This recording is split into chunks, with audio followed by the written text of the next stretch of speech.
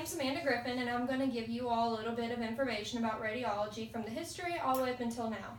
So back in 1895, that the Scandinavian Journal of Work, Environment, and Health has provided information on was that Isaac Newton was the first person that got the ball rolling for x-rays and MRIs and CTs. He made a static generator that later William Roten built off of.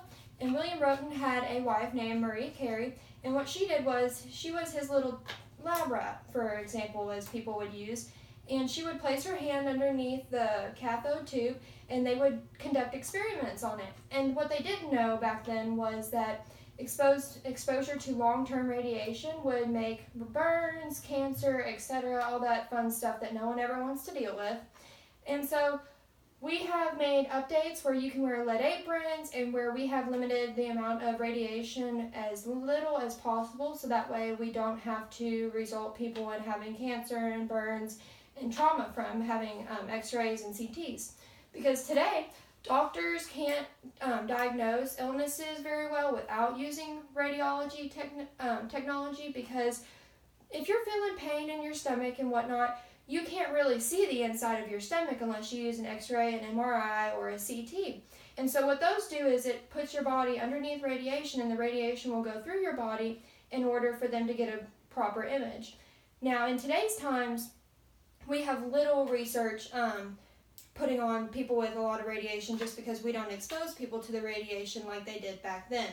Now, listed in the ASRT website that was published in 2018 in the month of February states all the regulations and protocols that radiologic technologists have to follow in order to keep patients safe. And so what that does, it makes it where we have to have continuing education, we follow protocols, and if they're not, we get reported to this community and we get in big trouble. And so also, with the Journal of Work, Environment, and Health that was published in 2018 as well, that gives us a little bit more of information on the long-term effects, the people that were the founding fathers, as you would say, for radiology.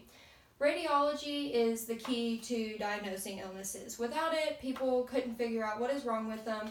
Radiologic technologists are the people who touch the patients the most, because we are the ones who help develop what is currently wrong with the people.